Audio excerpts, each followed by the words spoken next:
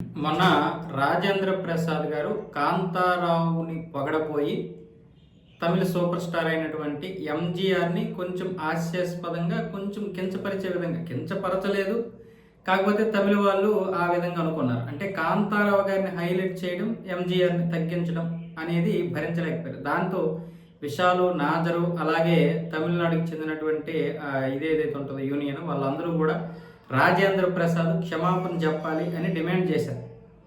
దాంతో రాజేంద్ర ప్రసాద్ గారు 2 రోజుల తర్వాత ఈరోజు అయితే క్షమాపణలు చెప్పడం జరిగింది. నేను కావాలని అనలేదు, ఆయన్ని అనేంత ధైర్యం ఉంటుందా? నేను మద్రాస్ ఫిల్మ్ ఇన్స్టిట్యూట్లో చదువుకున్నప్పుడు ఆయన సీఎంగా ఉన్నారు. పైగా తమిళ సినిమా పరిశ్రమ అంతా కూడా ఆయన దేవుడిగా చూసేటటువంటి పరిస్థితి. అలాంటి దేవుడిని నేను ఎలా అంటానంటూ ఆయన అయితే ఒక వీడియో విడుదల చేశారు. வணக்கம், வந்தனம், நமஸ்காரம். நான் தெலுங்கு நடிகர் ராஜேந்திர பிரசாத். 2 நாளுக்கு முன்னாடி இந்த ஊர்ல ஒரு ஃபங்க்ஷன் நடந்தது. அதுல பழைய நடிகர் காந்தாராவ் சார் அவார்டு எனக்கு கொடுத்தாங்க. அந்த ஃபங்க்ஷன்ல பேசும்போது நான் சும்மா அப்படி ஜாலியா பேசும்போது தமிழ் சினிமா கடவுள், என்னுடைய ஒப்பீனியன், தமிழ் சினிமா கடவுள் எம்ஜிஆர் சார் பற்றி சும்மா ஜாலியா பேசும்போது ஒரு வார்த்தை மிஸ் ஆகிட்டு வந்துருச்சு. அது இப்போ யார் பண்ணாலும் தெரியாது, வேணும்னா பேஸ் பண்ணி விட்டாங்க. அது நான் ஒன்றும் அந்த மாதிரி அவர் பேசுவேன். நான் எவ்வளோ தைரியம் எனக்கு. மദ്രാസ് ஃபிலிம் இன்ஸ்டியூட்டில் படிக்கும்போது அவர் தான் சிஎம். அவர் நாங்கள் எல்லாம் ஆக்டிங் எப்படி கற்றுக்கிறோன்னு பார்த்தோம். அவர் சொல்கிற அளவுக்கு நான் இல்லை.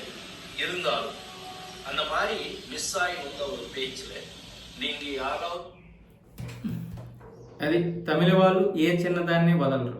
మనమేమో తమిళ వాళ్ళని పట్టుకుని మీద ఎక్కించుకుంటున్నాం. అంటే ఈ విషయాల్లో నేను రాజేంద్ర ప్రసాద్ గారు అన్నారు, అది తప్పు కాదంటే తప్పే, అది వాళ్ళకి గాయం కలగవచ్చు. కానీ అంత మరీ పట్టుకోవాల్సిన అవసరం లేదు. తమిళ వాళ్ళ గురించి తెలుసు కదా మీకు. సూపర్ స్టార్ని మరి వైసీపీ వాళ్ళు ఆ రోజు ఎంత తిట్టినా సరే ఎవరు ఏమనలేదు. అది అక్కడ వాళ్ళ భేదం. ఆయన ఎందుకంటే కర్ణాటక, మరాఠాలో జన్మించాడు, కర్ణాటకలో పెరిగాడు, తమిళనాడు వచ్చి స్థిరపడ్డాడు. అందుకు ఆయన అంటే వాళ్ళకి పెద్దగా నచ్చదు. ఎంజీఆర్ అంటే సొంత నేత.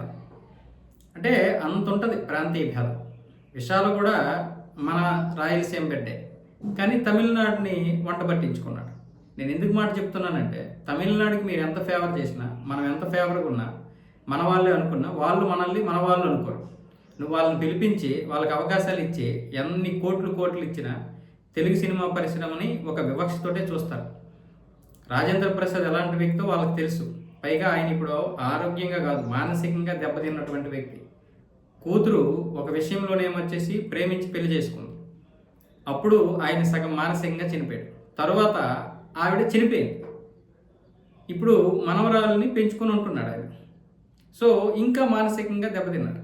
ఒక విధంగా చెప్పాలంటే రాజేంద్ర ప్రసాద్ గారు సినిమాల్లో నటిస్తున్నారు, ఆ డైరెక్టర్ చెప్పినంత వరకు బాగా చేస్తున్నారు. వ్యక్తిగత విషయంకి వచ్చేసరికి కంట్రోల్ తప్పిపోతున్నారు. ఇక్కడ మనం ఈయన్ని నోటుదోలా అంటాం, కానీ వాస్తవం ఏంటంటే ఆయన మానసికంగా చాలా వరకు దెబ్బ అయిపోయారు. మానసిక క్షోభతో ఇది చేస్తున్నారు. దాన్ని మర్చిపోవడానికి తాగుతారు కూడా. కాబట్టి అలాంటి వ్యక్తిని ఇక్కడ మనం వదిలేయాలి. ఇలాంటి వ్యక్తి, అలాంటి వ్యక్తి ఒకప్పుడు మనల్ని నవ్వించిన వ్యక్తి ఈరోజు నవ్వుల పాలైపోతున్నాడు.